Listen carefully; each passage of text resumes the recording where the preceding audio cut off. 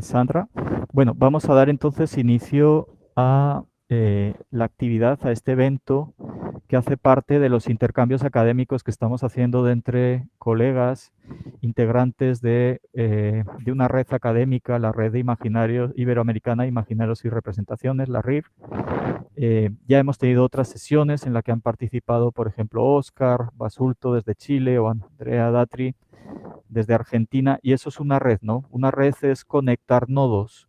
Entonces, a través de esos nodos que se conectan a otros nodos, conectamos más contactos, ¿no? En este caso, yo estoy conectando mis redes de contactos, que en este caso serían mis estudiantes, con la posibilidad de que escuchen a un académico, a un profesor como Ignacio Rifo, y pues como hemos dicho siempre, de lo que se trata de hacer en estas actividades es generar academia, ¿no? Entonces, Ignacio, bienvenido a esta casa de estudios, que es la Universidad Autónoma de Bucaramanga, en Colombia, en el norte de Colombia.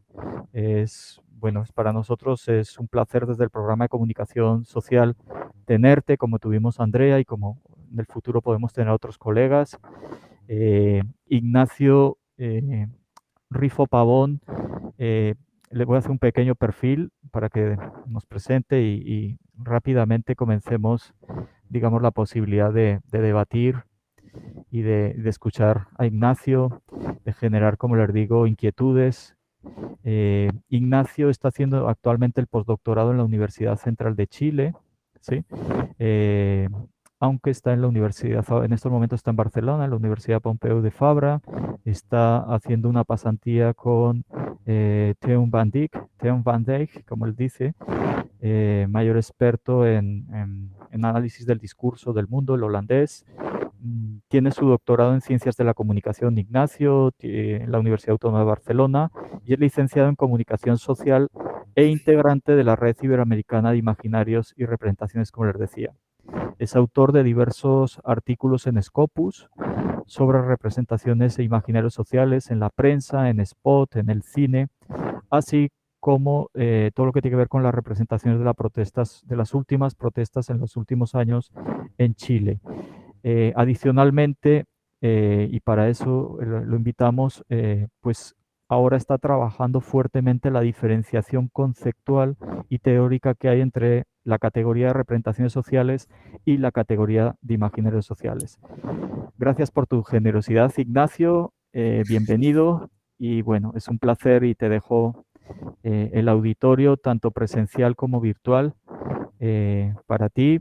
Eh, si ya sabes compartir, entonces como cuando quieras nos compartes la Vale, presentación. bien. Adelante, Ignacio. No voy a compartir pantalla, Roberto. Voy a explicar, ¿no? Una reflexión que he preparado para, para este curso tuyo, que, bueno, primero yo agradezco la invitación. Para mí un placer poder participar y al mismo tiempo poder comunicar esto que en el fondo tú y yo venimos reflexionando ya hace alrededor de un año, ¿no? ¿Qué pasa con las representaciones sociales? ¿Qué pasa con los imaginarios sociales? Cuando participamos de simposios, cuando participamos de workshops, de congresos y nos damos cuenta que representaciones e imaginarios a veces suenan como sinónimos, son sinónimos, pueden empatar los conceptos.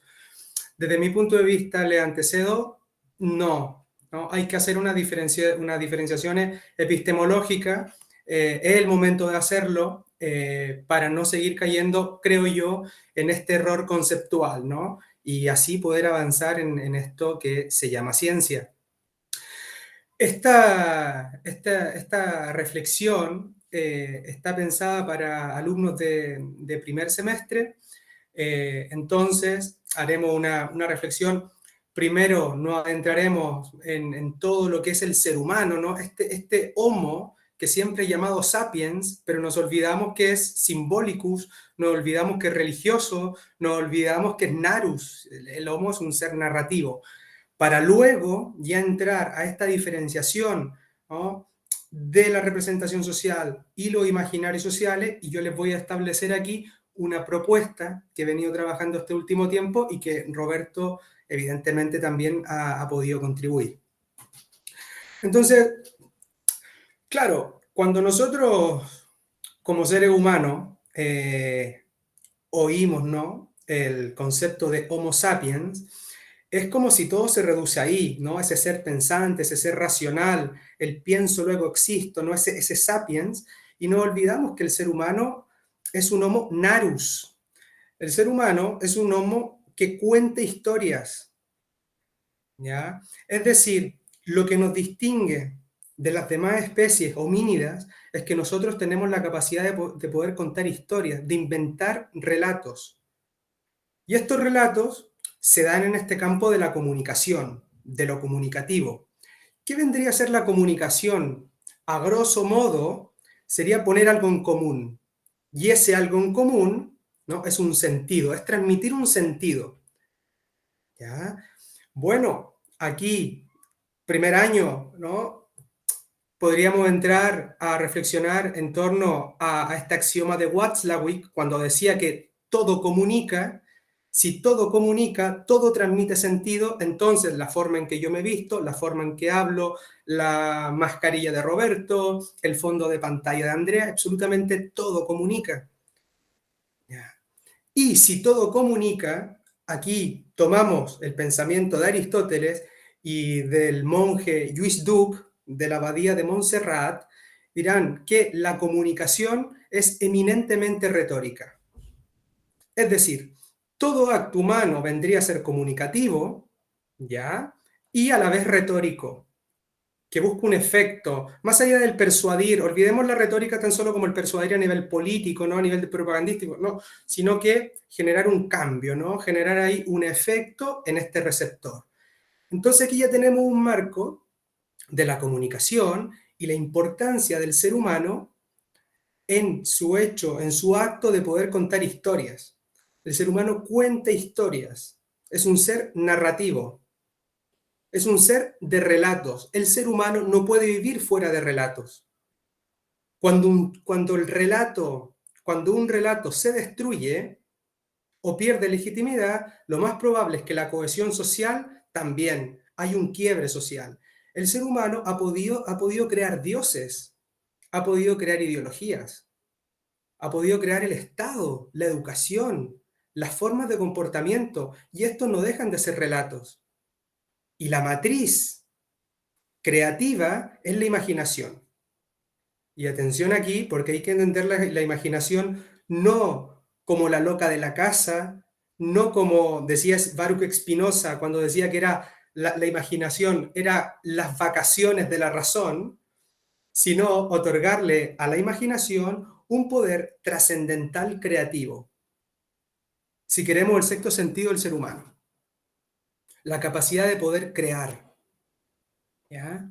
Antes de la razón está la pulsión de la imaginación. Entonces, aquí tenemos este primer plano, ¿no? Un ser humano, ¿vale?, que vive en sociedad, que comunica, que cuenta historias y ahora que también es simbólico. Es decir, aquí pasamos al segundo plano. Primero, Homo narus, y ahora pasamos al segundo nivel que vendríamos a mencionar esto como Homo symbolicus. Es decir, el ser humano es un ser simbólico. ¿Ya? ¿Qué quiere decir esto? Que el símbolo es la materia prima para la imaginación y para toda creación humana. Y el ser humano tiene un problema. El ser humano no puede llegar a conocer un objeto tal como es. No puede conocer un objeto como objeto en sí. Aquí yo tengo un teléfono móvil. Yo no puedo conocer el objeto teléfono móvil. ¿Por qué? Porque este objeto ya está cargado de simbolismo. Entonces, el simbolismo está por todos los sitios. Aquí tenemos un gran autor, ¿no? Cassirer, que hablaba del universo simbólico, es decir, que el ser humano vive en un universo simbólico, más allá del universo natural. El ser humano vive en un espacio natural y al mismo tiempo simbólico. Y esta cosa simbólica se halla como mediador, se halla como nexo. Lo simbólico está en la psiquis del ser humano, y es el mediador entre nuestra psiquis y la naturaleza, este espacio que nos rodea. Aquí yo tengo una cita de Lluís Duc, donde diría que el símbolo es una mediación que interviene en todas las posibles tematizaciones de la experiencia humana. ¿Ya? Esa mediación, el símbolo está ahí al medio, no podemos escapar de él. Por ejemplo, un auto no es cualquier auto, un auto está cargado simbólicamente. Por ejemplo, hace 20 años, ir con un pañuelo verde por las calles quizás no simboliza lo mismo que un pañuelo verde en el año 2021. ¿Ya? Es decir, esta cosa que articula los objetos, estamos hablando de un pedazo de género con un color. Nada más que eso. Pero claro, el ser humano lo carga de sentido, lo carga de sentido y lo carga de sentido. Y eso se transforma finalmente en un objeto simbólico. Y finalmente todo lo que nos rodea está cargado de símbolos. Y toda creación humana es simbólica. ¿Vale? Entonces aquí ya entramos al tercer plano y el importante, ¿no? Al que Roberto me ha invitado, el que tiene que ver con las representaciones y los imaginarios sociales. Las representaciones sociales y los imaginarios sociales son simbólicos, ¿ya? Esa es la base primera, ¿no? Son creaciones humanas, ambas dos, y al mismo tiempo son simbólicas. Pero hay que distinguir porque lo clásico, el iceberg. Tenemos un iceberg aquí en el polo norte y todo lo que vemos fuera sería una primera capa. Y esta primera capa, nosotros aquí las vamos a llamar representación social.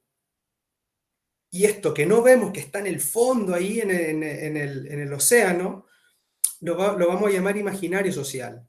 Es decir, aquí, primer punto, la dualidad, visible e invisible. La representación social es más visible, el imaginario social invisible. Llegar al imaginario social es mucho más difícil que a la representación social. ¿Ya?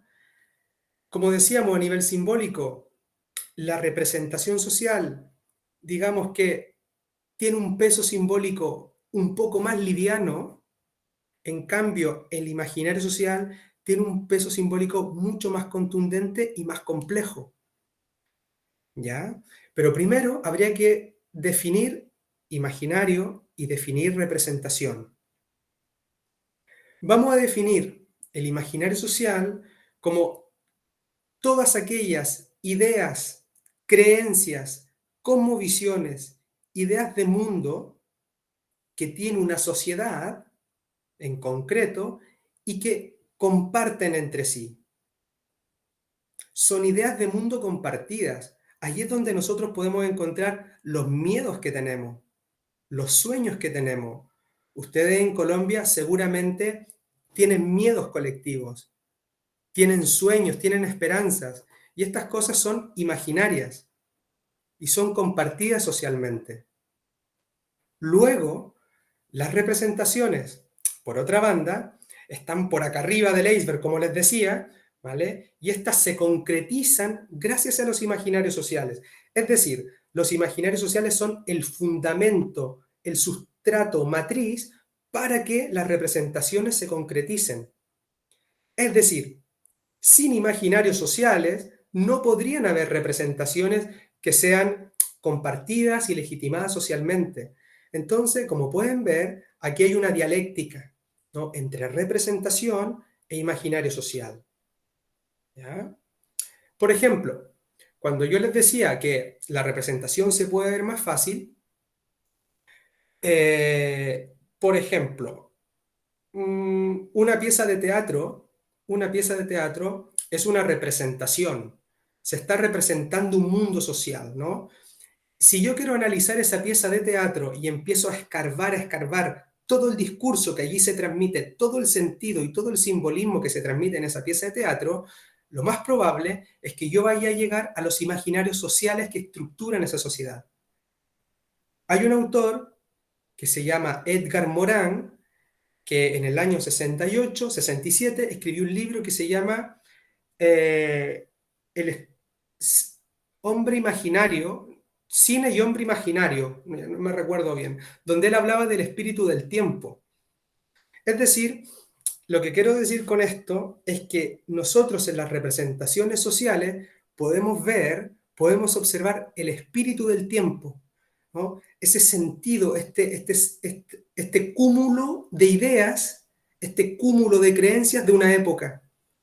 Y es por eso que es muy importante, desde mi punto de vista, tanto en una facultad de comunicación como de ciencias sociales en general, el estudio de las representaciones y los imaginarios sociales y la comprensión de estos. Porque la lectura de las representaciones, ¿ya?, nos pueden llegar a mostrar, ¿no?, estos imaginarios sociales que están anclados, ¿no?, en las profundidades de la subjetividad de una sociedad concreta. Y aquí yo les quiero hacer una propuesta en la que vengo trabajando hace un tiempo y bueno, se los voy a comentar porque quiero saber qué opinan, ¿no? En los últimos congresos sobre representaciones e imaginarios sociales en los que yo he podido asistir, me he percatado que muchas veces se utilizan de manera similar, ¿no? Hablar de representación, hablar de imaginario, es como casi decir lo mismo. Y aquí yo, de manera muy somera, les puedo decir que no, hay diferencias. Entonces, como vamos a trabajar en estos dos planos, siempre visualicen el iceberg en el polo norte. La representación, lo que se ve, y lo que no se ve, imaginario social, ¿no? Y en estos imaginarios sociales yo les quiero proponer cinco grandes imaginarios sociales de los cuales el ser humano no puede escapar. Primero, el imaginario de la mismidad, del yo. Esto quiere decir que el sujeto individual o en colectivo se imagina a sí mismo. Un grupo político se imagina a sí mismo. Un país, una nación, un grupo, una tribu urbana se imagina a sí misma. Ya tenemos un gran primer imaginario social del cual el sujeto no puede escapar. El imaginario de la mismidad. ¿Ya? Por otra banda, tenemos el imaginario de la otredad. Es decir, yo construyo mi yo en relación a un otro. El partido político construye su yo en relación a su adversario político. Yo construyo mi nación en relación a las naciones que me rodean también. ¿Eh? Luego, pasamos al imaginario social. Este es contundente, de valores y normas. Este es el deber ser. El deber ser. Los imaginarios sociales tienen una particularidad, que son sancionadores. Son sancionadores. Los imaginarios sociales te pueden sancionar, porque si tú no haces aquello que está estipulado y compartido socialmente, lo más probable es que ese grupo te margine, porque estás haciendo algo que el grupo central, la mayoría, no hace. Entonces aquí es donde se hallan los valores, las normas. Por otra banda, el cuarto imaginario social que les propongo es el imaginario temporal, el imaginario del tiempo. El ser humano tiene memoria y el ser humano tiene capacidad proyectiva. Es decir, en este imaginario social nos vinculamos concretamente en el pasado, en rememorar un pasado, ¿no?, en esta memoria, ¿vale? Y al mismo tiempo en el imaginar un futuro. Y por qué no también vivir un presente. Es decir, el imaginario social temporal, ¿vale?, está anclado en el antropos. Es decir, esto es muy durandiano, Gilbert Durán.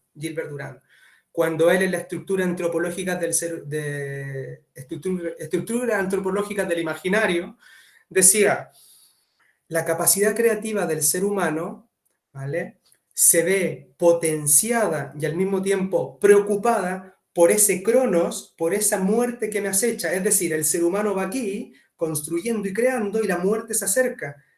El ser humano no puede escapar del tiempo. Y por eso establezco aquí esta idea del imaginario temporal. Y por último, el imaginario mítico. ¿Por qué? Porque hay mitologías que están ancladas en las sociedades, son el ADN cultural de las sociedades.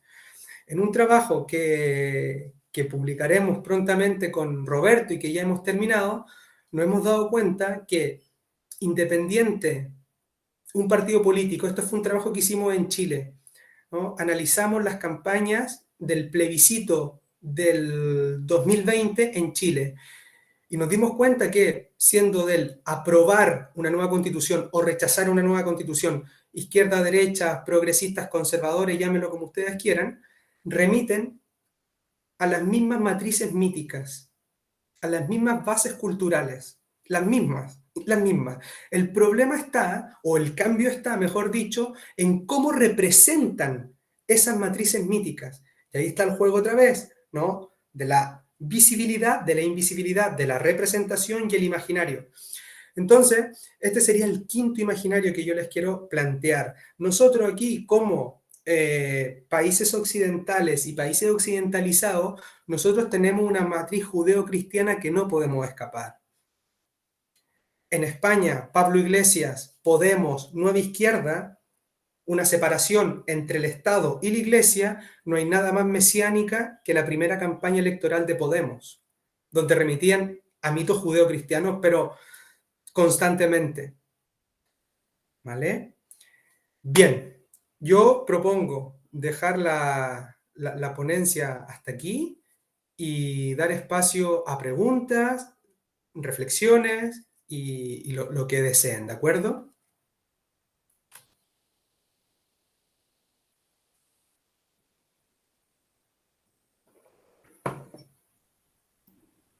Yo sí puedo. Buenas tardes. Buenas Disculpen, tardes. que estoy con tremenda logística. Entonces, Ya, Roberto. Sí, sí. abrimos, si quieren, las preguntas, o no sé si en principio planteo yo algo y luego le doy paso a Andrea sobre ponnos un ejemplo concreto. Has hablado un poquito de Podemos en España, has hablado de los spots, pero ponnos un ejemplo, digamos, donde se pueda visibilizar esos dos planos, visible e invisible, donde uno marque la representación y los imaginarios, digamos, un ejemplo de la vida cotidiana, que se te ocurra a ti así. En la Que lo vida veamos. cotidiana. Sí. Por ejemplo, desde el año 67, Edgar Morán otra vez trabaja con la idea mítica, ¿no? Y sobre todo imaginaria, del imaginario de la felicidad. Dice que desde los 60 en adelante, cuando aparece esta lógica de la sociedad consumista, ¿vale? Hay un espíritu del tiempo, ¿no? De la felicidad, el imaginario de la felicidad. Les invito a situar la idea de imaginario de la felicidad. Luego, ¿dónde vemos representado ese imaginario de la felicidad? En un spot publicitario de Coca-Cola, por ejemplo, ¿no? Destapa la felicidad. Lo vemos representado en una campaña política en Chile, por ejemplo, cuando Sebastián Piñera decía, arriba los corazones que vienen tiempos mejores, ¿no? O en el plebiscito del 89 en Chile, cuando se decía, Chile la alegría ya viene.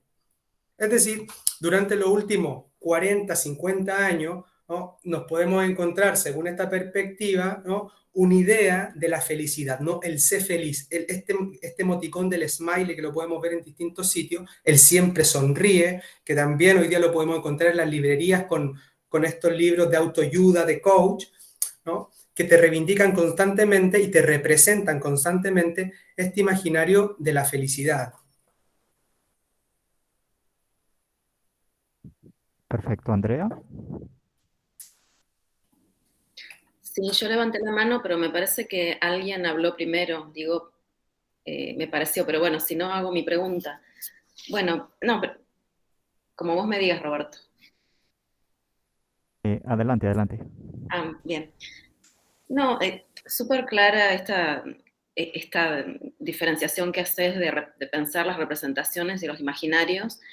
De alguna manera tenemos que diferenciarlas porque son complementarias, pero son diferentes.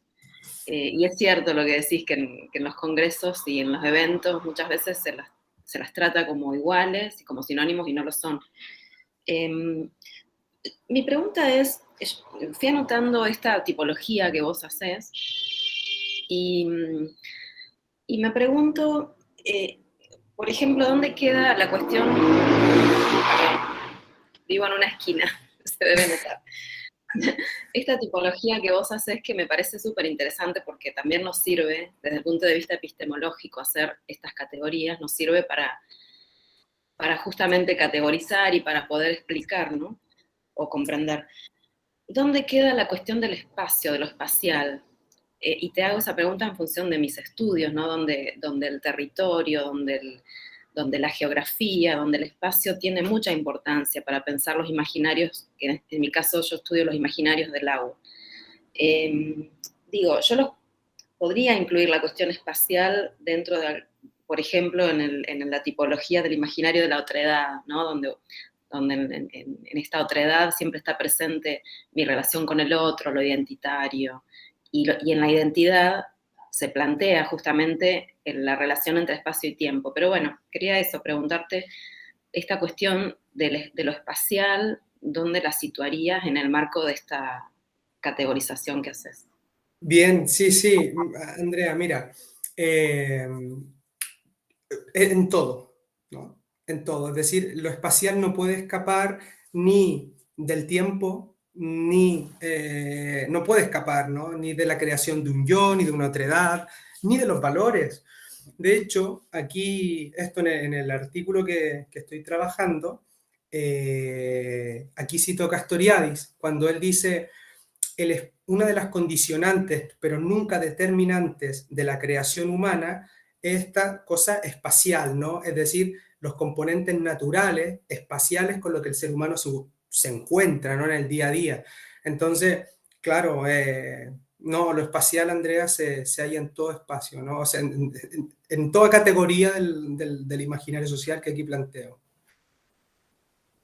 Claro, incluso estos ejemplos que vos das, que son temporales, ¿no? Porque esta manifestación, por ejemplo, del plebiscito, de la campaña para el plebiscito en Chile, bueno, está situada en un tiempo y un espacio particular. Digo, son ejemplos donde el espacio y el tiempo no pueden soslayarse. No se pueden obviar, claro, no, están allí. Bien, gracias. Gracias a ti, Andrea. Fernando. Sí, ¿qué tal? Bueno, muy excelente la presentación, muy clara, Ignacio, muy didáctica. Gracias. Creo que voy a sacar la manito porque siempre es nervioso que uno quede con la mano ahí para siempre. No, justo citaste un texto que yo uso en clase bastante, la antropología del año 44, que publica en Estados Unidos Cassirer, que es como un compendio, ¿no?, de su enciclopedia sobre lo simbólico. Y yo cito una frase allí donde él dice más o menos así, ¿no? A medida que avanza la civilización, la sociedad, el ser humano va creando nuevos símbolos, la religión, el arte, etcétera, y cada vez se aleja más de lo real y termina hablando consigo mismo, algo así dice, ¿no?, de memoria. Yo lo doy como un ejemplo de solipsismo semiótico y es exactamente lo opuesto a lo que yo opino. Y yo temo, porque parto de otra matriz teórica, que es, yo trato de unir a Castoriadis con la semiótica de Peirce, ¿no?, la semiótica triádica, donde obviamente lo simbólico tiene un peso, pero lo fundamental de manejarse con representaciones versus o con el imaginario, es que sigue en esa línea de Cassirer, de cierto idealismo kantiano. Es decir, yo no pienso que el imaginario, como dice Cassirer, que es un tipo muy brillante, digo, no digo que no tenía las cosas claras, pero es un kantiano, que definitivamente habla de la cosa en sí, que no se llega nunca, etc. La semiótica, en cambio, y tiene que ver un poco con lo que decía Andrea, ¿no? Lo real tiene un peso muy grande, es decir, vos hablaste de un plebiscito en Chile. Ese plebiscito está anclado en la dictadura, está anclado en el legado, está anclado en que el dictador nunca es juzgado. O sea, hay una serie histórica que no se puede negar ni un segundo. Entonces, a mí me parece más interesante hablar, ¿no?, de lo imaginario en siempre, como dice la semiótica, ¿no?, en una relación trirrelativa, ¿no?, entre completamente de acuerdo en que la imaginación no es lo opuesto a la razón, para nada. Uno llega a razonar en base a lo que imagina, a lo que, como dijiste, el aparatito ¿no?, para algunos, como este filósofo coreano, es una esclavitud, etcétera, para otros, para un adolescente, supongo en el confinamiento, es la salida absoluta y la posibilidad de no suicidarse, ¿no? Entonces, obviamente, la imaginación es lo libérrimo, como dice la semiótica, es lo posibilista, pero hay un peso de los hechos estoy en contra de esa idea solipsista que siempre está funcionando, y lo simbólico es lo que representa efectivamente, lo que generaliza y nos permite ahora, a pesar de los acentos distintos, los trasfondos teóricos diferentes, entendernos básicamente, ¿no? Es lo general, como dice la semiótica, son las reglas, el inglés, el francés, ¿no? Lo que sea, el lenguaje sordo-mudo. Entonces mi pregunta concreta a ti es, en un esquema dualista, ¿no? O diádico, como la semiología, por ejemplo, lo plantea, ¿no? El significante, significado, o el propio Cassirer, que parece creer que el símbolo lo que hace es distanciarnos, es decir, cuanto más sofisticado sería el ser humano, menos contacto tendría. Es una visión muy romántica, me parece, en que lo auténtico sería no tener actividad simbólica, ¿no? Lo que llevaría a mí a un autismo, llevaría al revés, a una especie de fin de la razón, ¿no? Entonces, la pregunta sería, con un esquema triádico, ¿no? Esa idea de, está bueno, sí que la representación, lo dice Castoriadis muy claro, ¿no? Continuamente hay un sedimento, el imaginario histórico es un sedimento de símbolos que vos heredás, y en Chile supongo que te referís a eso, es decir, claro, es obvio que el plebiscito del 80 en Uruguay es muy distinto al plebiscito que salió, lamentablemente un resultado no esperable en Chile, distinto al de Uruguay. Tiene que ver con esos símbolos sedimentados que es el imaginario histórico, ¿no? El imaginario efectivo, como lo llama él, versus el radical. Pero mi duda es esa, ¿no? No hay ese riesgo de devaluar lo real, devaluar lo existencial al manejarse con dos elementos, la imaginación como si estuviera completamente suelta, y por otro lado, en efecto, el símbolo es lo que expresa la representación social, es lo que permite la mediación, como ahora, gracias al Zoom, antes gracias a la copresencia, ¿no? Era la pregunta, y de nuevo, gracias por una lindísima presentación. Ah, Fernando, gracias. Yo creo que no se devalúa, yo creo que tú lo dices muy bien, es complementario, ¿no? Es decir, tenemos lo simbólico, ¿vale? Y tenemos esta realidad, ¿no? Tenemos un contexto. Y mira, yo no había pensado, ¿no? En el imaginario histórico que habla Castoriadis, y aquí hay un filósofo aquí español, Celso Sánchez Capdequí, que él habla del imaginario cultural, ¿ya? El imaginario cultural, donde explica esta relación entre la historia, lo natural y lo simbólico, ¿vale? Y cómo estas tres cosas se articulan finalmente y te van generando estas representaciones, estas ideas de mundo, ¿vale? Entonces, tenemos que el imaginario social aquí, pensándolo desde el punto de vista Castoriadi, es un magma, ¿no? Es un magma de significaciones, ¿vale? Que luego se comienza aquí a depurar poco a poco, ¿con qué? Con lo histórico, con lo simbólico, con lo cultural, ¿no? ¿Vale? Lo metimos aquí en una centrífuga y finalmente aparece una representación. Entonces, a mí me parece muy interesante la entrada que tú haces con la tríada de Peirce. O sea, ahí yo creo que se pueden abrir muchas puertas para poder seguir trabajando esto. Buenísimo, muchas gracias. De Fernando. Ricardo.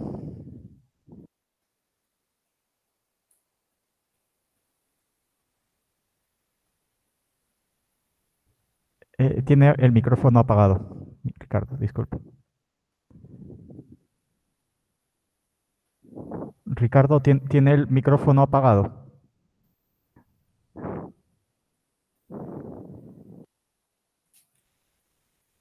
Listo, ¿ahora sí me escuchan? Ahora sí, ahora sí. ¿Me escuchan? Ok. Listo, muy buenas tardes para todos. En primer lugar, queremos presentarnos.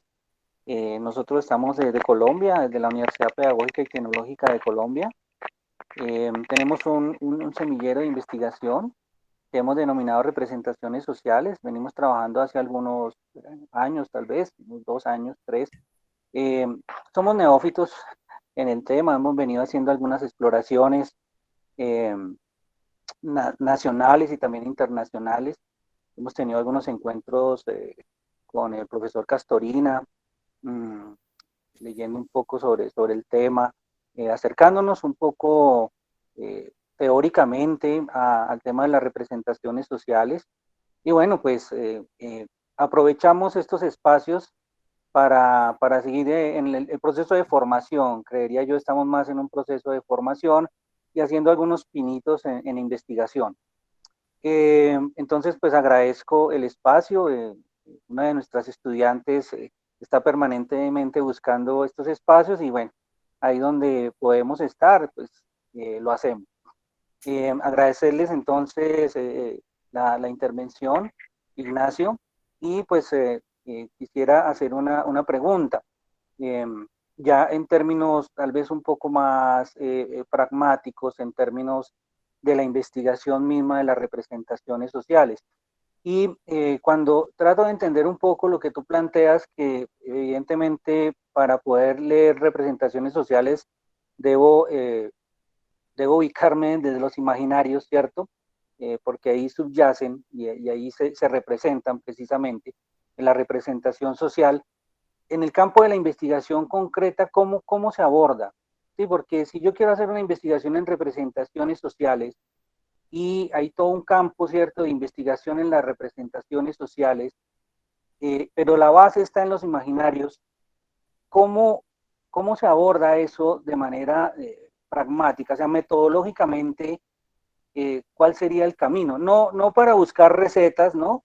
No para que haya un derrotero específico, no se trata de eso, pero sí como cuáles son los caminos. No sé, desde tu experiencia, cómo se aborda eso en términos investigativos, ¿no? Porque ahí me generan esas Sí, dudas. Gracias.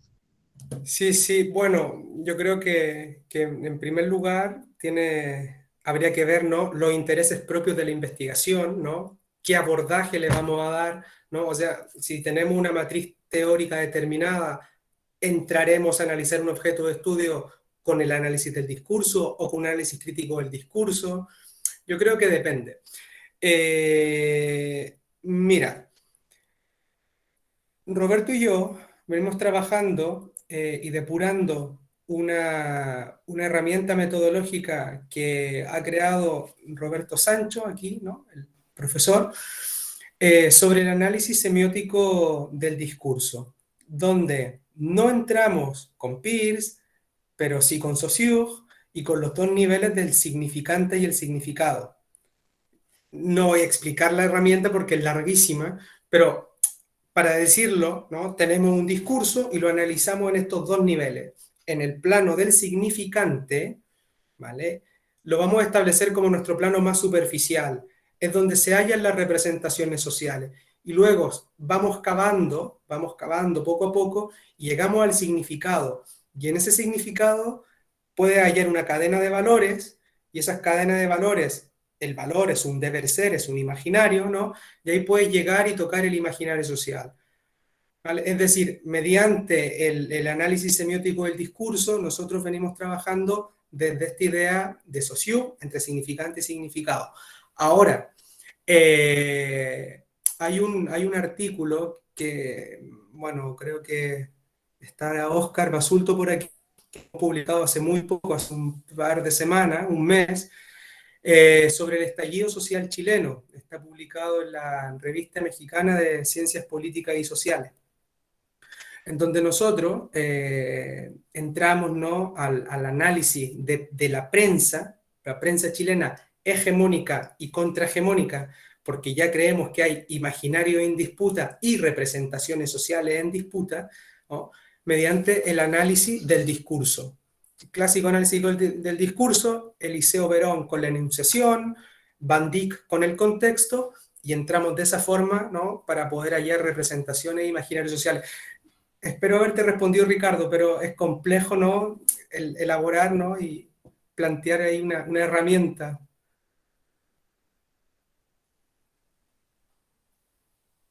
Sí, sí, entiendo perfectamente, porque bueno,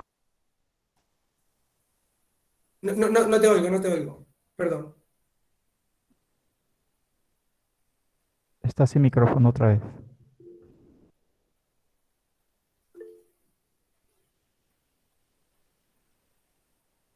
ahora sí, Ahora disculpen sí. que es que aquí tengo un problemita, pero bueno, listo. No, entiendo perfectamente porque pues nosotros hemos estado como en esas búsquedas Y hay una característica especial aquí en este grupo, y es que surge o es creado desde la Escuela de Ciencias Naturales, ¿no? Aquí en la Facultad de Educación de la UPTC tenemos la Escuela de Ciencias Naturales, y es desde aquí donde estamos como haciendo estas indagaciones, ¿no? Uno pensaría que, bueno, tendríamos que trabajarlo desde las ciencias sociales, con esa fuerza, ¿cierto?, que tienen, pero nos hemos atrevido un poco a explorar y hacer un trabajo interdisciplinario. La idea es que aquí hay estudiantes de otras carreras, no solamente de las ciencias naturales, y hemos tratado de interactuar con otros docentes también de otras carreras. Entonces, pues bueno, es agradecerles a ustedes digamos, el espacio, y pues vamos a seguir como en esa búsqueda permanente y de comprensión del tema. Agradezco No, mucho. qué bien, Ricardo, y enhorabuena, ¿no?, por ese intento de agrandar el campo, ¿no?, de forma interdisciplinaria y salir de dogmas, ¿no? Así que muy bien, felicidades por ese esfuerzo. Gracias. Yo quería levantar la mano Dale, Roberto. como anfitrión y también por alusión. Yo quería entrar un poquito también en diálogo y en debate con Fernando, con lo que tú planteas, Ignacio, con lo que estaba planteando Ricardo, en torno a lo siguiente. Lo interesante, digamos, de la reflexión sobre representaciones imaginarios sociales, más allá de lo abstracto teórico, creo yo, es que como científicos sociales o culturales seamos capaces de abordar e investigarlo, ¿sí? Encontrar esa investigación. Perdón, que se está. Entonces, yo creo que más allá de pensar lo diádico, lo triádico, donde nos podríamos quedar en el debate, Fernando, creo yo, ¿no? Incluso empatando con raíces judeocristianas, ¿sí? Que es una cosa muy profunda. Yo creo que más allá de eso, nosotros lo que estamos proponiendo con Ignacio es ver, digamos, abordar el tema con dos aspectos. Primero, a partir de capas. O sea, pensar lo simbólico como diferentes capas, lo que estaba planteando Ignacio, ¿no? Un núcleo duro, sólido, sí, fuerte, que serían esos imaginarios. Perdón. Sí, Lucas Perazzi, si puede silenciar, apagar el micro, por favor. ok, gracias, Lucas. Gracias, muchas gracias. No, gracias, Ignacio. Entonces, creo que abordar el tema como capas de significación, yo creo que ayuda, primer elemento. Segundo, identificar la unidad de análisis en términos metodológicos, ¿sí? Nosotros identificamos esa unidad de análisis como el signo, ¿sí? Lo estaba planteando ahí un poco también desde Descartes, ¿no? O sea, podemos entender los signos naturales o los signos artificiales. Si tenemos una propuesta, como plantea Simondón, donde no solamente los seres sociales somos los que nos comunicamos, sino que todo haría parte de un gran sistema de comunicación, ¿sí? Un gran sistema de información. Yo creo que podremos resolver eso, ese aspecto, porque, como digo yo, sí podemos entrar en el debate, por ejemplo, con Peirce, de plantear que, por ejemplo, la secundidad tendría que ver con la representación o la terceridad con los imaginarios, ¿sí? Lo difícil es construir la propuesta teórica, pero amarrada a una metodológica que te lleve a evidenciar esos aspectos teóricos, desde mi punto de vista. Es lo que estamos intentando hacer con Ignacio. Pues va a salir un libro sobre metodología de análisis de imaginarios y representaciones ahora a final de año, y esperemos que entre todos hagamos ciertas contribuciones, pero tampoco hay una sola entrada, ¿no? Nosotros hacemos una propuesta desde el análisis semiótico del discurso. Fernando. Fernando, adelante. Bien. Si alguien... Sí, gracias por la explicación. No trato realmente, quizás suena así, el tono es el equivocado, como de rivalizar entre paradigmas o modelos, ¿no? Pero al revés, quería señalar una coincidencia. Presenté hace muy poquito en un congreso de semiótica, acordándome esta cosa tan interesante con la que coincido plenamente con Ignacio, del el ser humano como casi yo diría segregador de narrativas, de relatos continuamente, ¿no? y yo tomo un relato muy curioso que se dio en Uruguay, fue lo que presenté, que pertenece al género leyenda urbana, donde los medios y la sociedad toda, en una cosa increíble, pero tan increíble como este tema pandémico que empieza en marzo, en Uruguay al menos el 13 de marzo del año pasado, y elige un chivo expiatorio. Toda la sociedad se encarniza salvajemente, pero no las redes sociales, todo. El Ministerio de Salud Pública, Presidencia, los medios tradicionales, generan un relato terrible, linchamiento constante, casi lo que yo llamo un notricidio, es decir, un asesinato semiótico de un ser humano totalmente inocente que es declarado la paciente cero. O sea, no solo introduciría, absolutamente absurdo y probado a los pocos meses que era falso, todo, la evidencia, por eso es tan importante, tú hablabas de la segundidad, el peso de la evidencia, ¿no? Que sería justamente el peso de los aceites, le llama Peirce, basado en Duns Scotus, ¿no? En el escolástico, y no obstante, entra la imaginación, y yo uso un concepto que presenté en Chile con Andrea, allí estaba en una sala, que Peirce llama, miren qué interesante, ¿no? Le llama la primeridad de la terceridad, es muy complejo, no lo voy a explicar acá, pero es exactamente para mí el imaginario radical de Castoriadis, se llama la mentality, le llama la mentalidad.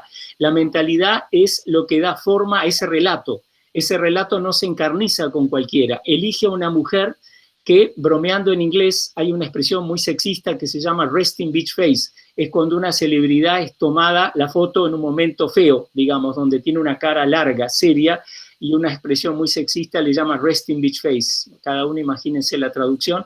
Y yo acá inventé como la cara de una, lo que se llama en Argentina y en Uruguay, una cheta. Es decir, alguien rico, alguien aristócrata, y ese es su mayor crimen en la sociedad uruguaya, que es una sociedad de medianía, no se perdona el éxito y mucho menos la ostensión del éxito, pero esa mujer es totalmente inocente de ser lo que llamó Giorgio Agamben una untore. Untore es un personaje perverso inventado por la psicosis de la plaga en el siglo XVI, que iría untando las puertas con la plaga, con la peste, ¿no?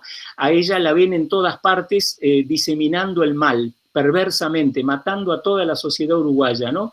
Y la persiguen de una manera increíble con leyendas urbanas, la vuelven todopoderosa. Entonces coincido totalmente con Ignacio en que el ser humano, así como la araña segrega una red, el ser humano segrega relatos todo el tiempo. Algunos se ajustan a la verdad, más o menos, las crónicas, el periodismo, y otros, que es el mal que yo estoy estudiando, es cuando todo es invadido, el periodismo, la sociedad toda, en una suerte de psicosis, no sé, de una alucinación colectiva y genera un relato mortífero que elige a una víctima, que es el chivo expiatorio, la teoría de René Girard, que es muy interesante, es un filósofo francés, que la sociedad frente a una crisis muy grande, léase la pandemia, necesita elegir a una víctima sacrificial, o sea, matarla a como dé lugar. Como hoy no se la puede matar literalmente, la mata semióticamente, o sea, la liquida, la persigue y le resta su capacidad de ser humano y la vuelve una máquina de matar, una máquina irresponsable, aristocrática, frívola, de asesinar al prójimo. Entonces, creo que más interesante que confrontar o rivalizar en modelos es ver la complementariedad, ¿no? O sea, sí creo que muchas cosas de Saussure son muy valiosas a la hora, ¿no?, de analizar lo estructural, etcétera, como cosas de Peirce, lo decía con Andrea recién en el chat, el tiempo es fundamental, ¿no? Es decir, el tiempo en que ocurre esa leyenda es el tiempo de la pandemia, no es casual. No es casual que ahí se segrega ese relato enloquecido que busca descargar en este pobre ser humano, y conste, y esto es lo más lindo, Andrea, que no hubo una sola sociedad feminista, ni una, que hablase de violencia de género, que saliese a defenderla un segundo. Esa es la fuerza del imaginario radical de Castoriadis. Ella fue odiada unánime y salvajemente por toda la sociedad. Su género no importó, su inocencia no importó, que se probó a los 4 meses, en mayo se probó que era mentira, antes de 4 meses, y la sociedad, si preguntan hoy en Uruguay o ponen en Google, su nombre es el demonio, sigue siendo estigmatizada por lo que dijo Ignacio. El relato tiene mucho más fuerza que la verdad, que la segundidad, y ese es un aspecto de la terceridad, es decir, la forma en que se semiotiza y se vuelve inteligible el mundo, ¿no? Por eso Castoriadis es tan bueno, porque tiene esa capacidad del radical instituyente de ir segregando cuentos, ¿no? Como decía bien Ignacio. Disculpen la extensión. Sí, sí, que sí, me sí. entusiasmé. Esa es una buena entrada que se puede hacer con Gramsci y la acumulación de consenso, ¿no? Cuando Gramsci se pregunta por qué se pudo hacer la revolución en Rusia y no se hace aquí en Italia, es porque allá había un relato y en Italia no había. En Rusia, ¿no? En el 17 existía esta acumulación de consenso que había que sacar al zar de allí. Y eso, bueno, esta idea de hegemonía gramsciana sirve ahí para poder entender esto de relatos que son hegemónicos finalmente. Y como son hegemónicos, tienen una potencia transformadora y, ojo, al mismo tiempo sancionadora, porque si no te subes al barco de ese relato, te sancionamos. Perfecto. Víctor Díaz, desde Venezuela. Buenas tardes, Víctor Díaz de la Universidad Pedagógica. Gracias, Roberto, por la organización y la moderación del evento y a Ignacio por su exposición. Lo siguiente, Gracias. la claridad conceptual es determinante en este proceso. Ahora bien, se trata de precisar lo que es y lo que no es en relación con los imaginarios representaciones. Ahora, el criterio que pone Ignacio es el de las capas, el cual yo lo considero ontológicamente estático. Yo quisiera que Ignacio nos ampliara cómo se revelan las capas utilizadas como un criterio diferenciador entre los imaginarios y las representaciones. A ver, hola Víctor, gracias. Mira, voy a intentar explicarlo así. Estas capas tienen un distinto peso simbólico, si lo queremos llamar. Es decir, una entrada en una representación social como una capa superficial, no más visible, que metodológicamente la podemos abordar de una manera más fácil, se encuentra entramada de un tejido simbólico un tanto más débil, a diferencia de un imaginario social que su contenido simbólico, su tejido simbólico es mucho más contundente, es más fuerte, incluso confuso. ¿Ya? Entonces aquí tendríamos una categoría, ¿no?, de distinción, más allá de decir representación imaginario, sino aquí tenemos una vértebra que es simbólica, ¿no? Y la vértebra simbólica nos indica que el imaginario es mucho más contundente simbólicamente, a diferencia de la representación. Víctor, ¿te logré responder? Ignacio, te confieso que quedo con la duda razonable. Porque es que Vale. siento que el criterio de capa es tan estático, tal como lo expones, y pareciera que hay una mayor elaboración conceptual, fundamentalmente cuando se construye teoría, en relación con el sentido, el contenido real del simbolismo desde la perspectiva de la representación y de los imaginarios. Muy bien lo que usted explica. El imaginario pues constituye la fuente de la representación social, pero entonces se crea como un, yo diría como un conflicto cognitivo en este tema de las capas, porque yo lo veo realmente demasiado estático para la profundidad de este tema que estás exponiendo, Ignacio. Lo hay, ese conflicto cognitivo existe, y yo cada día me topo con él. Sí, Sí, y yo creo que yo también incluso... le he cuestionado eso a Ignacio. La forma como representamos, digamos, en una sola imagen, Ignacio está intentando representar teóricamente, sí, todo lo que está reflexionando sobre imaginarios y representantes. Yo no estoy de acuerdo con la cuestión de que las capas necesariamente tienen que ser estáticas, ¿sí? No estamos hablando de geología en términos de cómo sería un arqueólogo, ¿sí? Esas capas más sólidas, sino yo lo veo más como si fuera el núcleo propio de la Tierra, donde el núcleo de la Tierra es un fluido, ¿no? Es un magma, y ahí volveríamos a Castoriadis, es un magma y ese magma es móvil, ¿sí? Sin embargo, las representaciones son lo más visible, ¿sí? Pero parecieran ser lo más estable en términos de apariencia, ¿sí? No sé si ontológicamente lo resuelvo, Víctor, o lo confundo más, pero en términos de representación yo le decía que más que plantear en términos de elixes, ¿sí?, o de capas, pero de capas como geológicas, como un arqueólogo, se planteara más como la representación del globo terráqueo, donde tú tienes el núcleo, tienes varios núcleos, ¿no? Está el núcleo más fuerte, por eso hablábamos con Ignacio de imaginarios primarios, unos imaginarios secundarios, que luego eso se mueve, igual que, por ejemplo, ayer tuvimos aquí un temblor de 4,9. Generalmente donde nosotros estamos, en la ciudad donde estamos, tenemos 100 y pico temblores diarios, o sea, pero la gente lo ve estable, no siente todos esos. Pero evidentemente los sismógrafos y los especialistas nos están diciendo la Tierra se mueve, pero la gente no siente que se mueve. No sé si eso ayuda a tener otra dimensión, digamos, ontológica a ese debate entre representaciones e imaginarios. Sí, no, gracias Ignacio y gracias Roberto. Bueno, esta discusión pues nos queda abierta. Es que a veces los adjetivos nos complican el discurso. Cuando utilizamos el par categorial visible, invisible, ya yo creo allí otra discusión. Pero creo que esta es la importancia de este tipo de reuniones, pues, las confrontaciones, Claro. las discusiones, los argumentos, y seguir trabajando en este tema. Creo que es la invitación que nos queda de esta actividad de esta tarde. ¿No? Gracias a Roberto y a Ignacio por supuesto. Víctor, a final de este mes tenemos el tercer workshop de la red y sería muy bueno ahí seguir con estos debates con Fernando, con Víctor, con Quique, Carretero, ¿no? De todas maneras, tampoco lo vamos a resolver. Intentamos hacer aportes, ¿sí? Y creo que entre todos vamos construyendo, ¿no?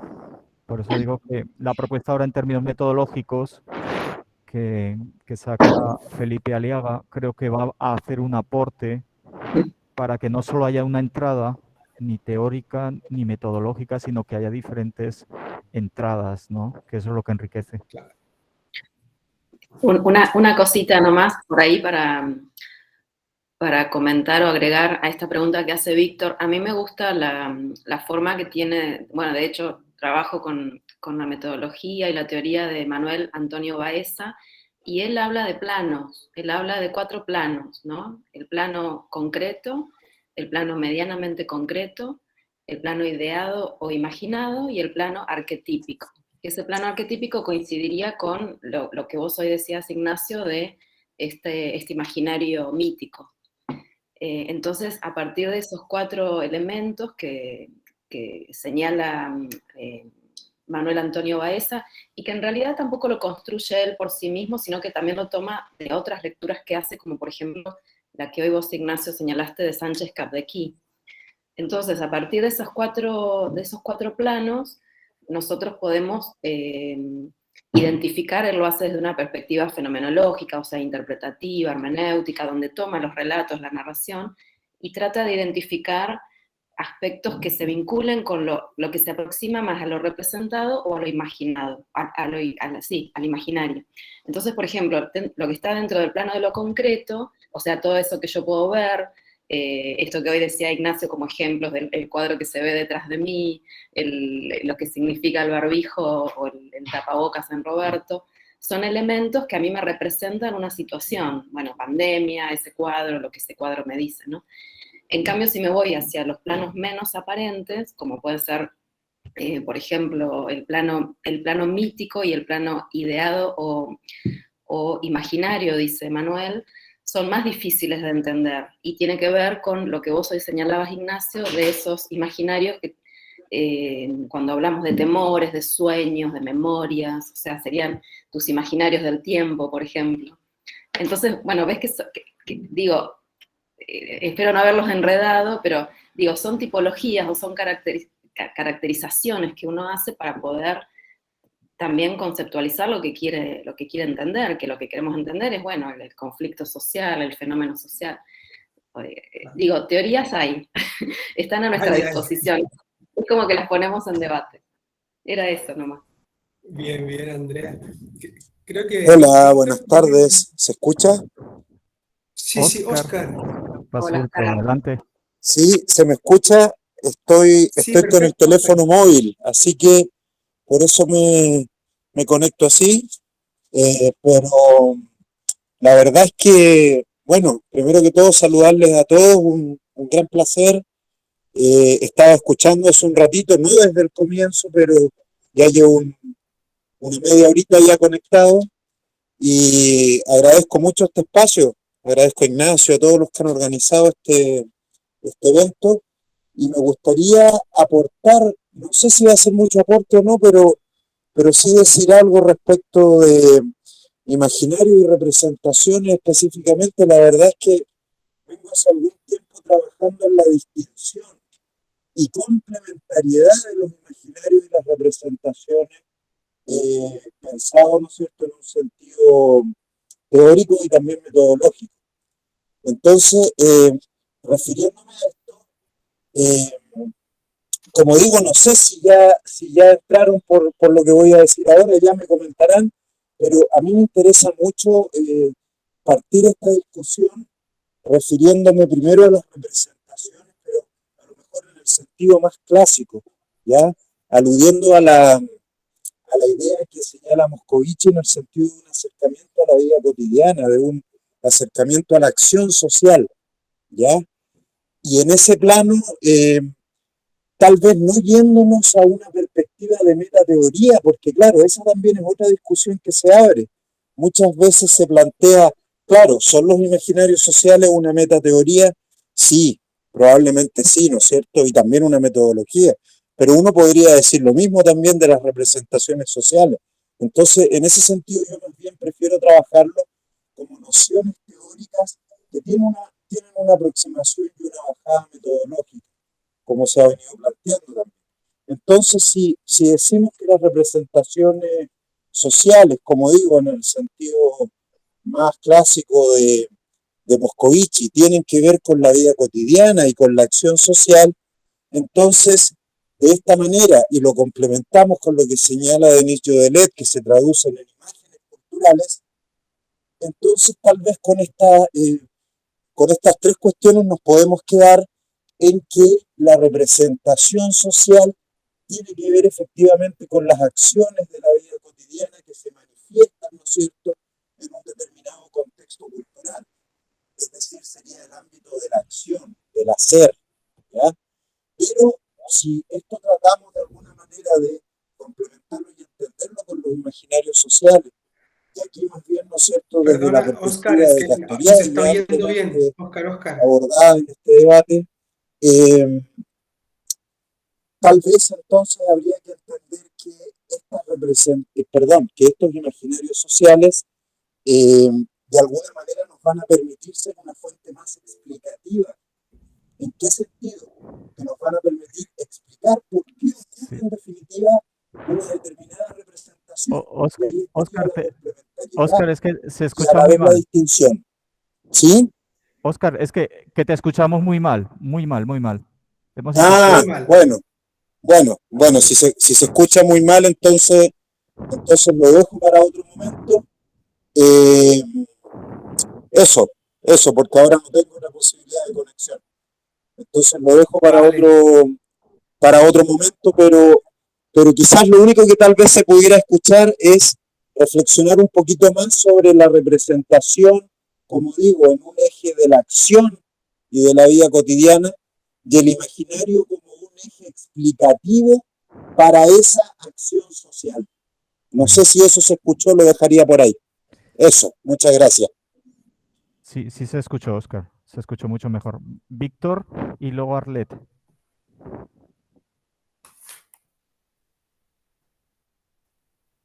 Víctor Díaz. ¿Aló, Víctor? No sé si quieres Arlet. Arlet Rodríguez, tal vez. ¿Me Arlet. escuchan? Sí, adelante. Sí. Hola a todos, muchas gracias y muy contenta de poder haber ingresado a esta charla. Es súper interesante lo que se está hablando, es este Seikit, este espíritu del tiempo que me hace sentir bastante contenida en la discusión. Quiero mostrar la pantalla para que pudiera quedar más conciso lo que quiero compartir en este momento, ¿es posible? Sí, claro. Rápidamente, para Claro. no tardarme más de 3 minutos. Ok, sí. Sí, sí. Alan. A ver, En la flechita, le das en la Ajá. flechita, le das sobre la pantalla de tu computador y le das compartir. Ok. A ver, acá está la flechita. Tu pantalla completa, Pantalla completa. Ujú. le das encima de tu pantalla que pase sombra y le das compartir. Ajá, permitir. Y entonces ahora abro acá la pantalla. Me dicen cuando lo vean. Ok. Sí, se está cargando. Ok. Listo, ya lo estamos viendo. Bueno, es muy corto lo que voy a decirte, algo que es muy amplio para entender. En esta suerte de necesidad de sistematizar qué es lo que está pasando en las distintas dimensiones que estamos viviendo, desde lo físico como geográfico y espacial, hasta lo espiritual, como tiene que ver con la cuestión mítica y de religión, hermanada a los principios de Morán y de Nicolescu, hago una proposición para estudiar el fenómeno, el acontecimiento, sea el cual fuere, por ejemplo, en este caso de las representaciones sociales, a través de un esquema, una matriz de doble entrada en donde se coloca en las entradas horizontales, los renglones, las dimensiones de las que se está hablando, y en la entrada de las verticales, las columnas, los procesos que se dan en torno a estas dimensiones. Estos procesos, por una parte, los contrafuertes, para no perdernos en la multiplicidad de la complejidad, están armados con los contrafuertes de la integración y la desintegración, en el sentido que nos puede dar ver cómo se concatena una dimensión con la otra. Bueno, esto es así muy rápidamente. Este trabajo bueno, si me lo permiten, puedo pasar la liga de una exposición que se va a hacer dentro de 2 semanas para explicar un poco la mecánica de esta propuesta, y que en lo particular me resulta, hace bastante resonancia con lo que se está conversando acá. A ver, por un lado, sí está esta parte, la dimensión de la inteligibilidad, que tiene que ver desde la proyección de la mismidad, la proyección del ello, o sea, es toda una resonancia con el psicoanálisis, pero también tiene que ver con la percepción y con el intercambio que el medio hace para que el sujeto continúe en la tradición de la formación simbólica y de significados, o bien para que se produzcan disrupciones y emerjan nuevos significados. Bueno, es a muy grandes rasgos, un poco para manifestar y bueno, aunarme a esta necesidad de más que de clasificación, de elaboración de una sistemática que nos permita ir teniendo este escenario para ver nuevas relaciones y relaciones complejas interdimensionales. Bueno, era eso lo que quería comentar, y muchísimas gracias. Súper interesante la exposición y todas las participaciones. Muchas gracias. Muchas gracias. No sé si hay alguna otra inquietud. Yo creo que en la mesa de metodología del workshop, yo creo que nos vamos a encontrar y vamos a seguir esta discusión con muchos. Sí, sin duda. Sin Bueno, duda. eso es lo rico, ¿no? Tener la posibilidad de abrir espacios. Yo les decía que eso es una red, es conectar nodos. Ya nos conectamos nodos de investigadores, profesores a través de la RID, pero por ejemplo, que mis estudiantes tengan la oportunidad de escuchar a Ignacio, a Fernando, a Óscar, a Andrea, a todos los que han participado, a Víctor, ¿sí? Es un lujo, personalmente, eso es lo que considero. Y lo mismo cuando se abren los espacios para participar digamos, en Uruguay o en Chile o en Argentina, como hemos hecho con Andrea, ¿no? Y esto es lo importante. Y esto es lo que nos posibilita que Quique esté en España, ¿sí? Yo soy español, pero estoy en Colombia, Fernando está en Uruguay, Ignacio chileno, pero está en Barcelona, Andrea está en La Pampa, Argentina, y tenemos la posibilidad de conectarnos todos y hacer este debate tan interesante como hemos hecho, que claro, no lo acabamos aquí, no lo vamos a resolver, pero sí estamos haciendo un aporte, no solamente en términos teóricos, sino de términos pedagógicos, que es lo más importante, ¿no? Ojalá que cale en los estudiantes, Así es. aunque ha sido un debate alto, ¿no? De nivel alto para un primer año de universidad, pero creo que quedan sensibilizados, que es lo importante, como pues cuando estuvimos hablando de metodología de investigación con Andrea, ¿no? Ignacio, ¿sí? No sé si quieres decir algo para cerrar. No, adelante, Roberto. Entonces, no sé si les parece, cerramos aquí el espacio. Voy a dejar de grabar, agradeciendo a todos su presencia. La verdad que es un ejemplo de construcción de academia, creo yo, un pequeño ejemplo, ¿no? Pero que esto se replique mucho más, que se convierta en un hábito, abrir el espacio del salón, ya que tenemos las tecnologías para hacerlo, en esta internacionalización de los salones de clase, ¿no? Que ya no solo podemos traer a un colega de la misma universidad o de otras universidades del lugar, sino que podemos traer colegas de otros ámbitos y entrar aquí en este tipo de diálogos o debates. ¿Ok? Entonces, bueno, muchas gracias, Ignacio, Fernando, Quique, Un Andrea, gusto. todo el mundo, Víctor, Óscar, todos los que han estado, Arlet. Muchísimas gracias, ha sido un placer, como siempre, y ojalá se repitan estas experiencias mucho más. Muchas gracias por la invitación, gracias a la gente que pudo asistir, Alberto. y también espero haber sido lo más claro posible. Así que bueno, muchas gracias Muy por claro. todo, ¿vale? Gracias a ustedes. Bueno, muchas No, gracias. gracias. Que pasen bien. Saludos. Chao, Hasta chao. luego. Chao, Hasta chao. luego. Chao. Chao. Déjalo.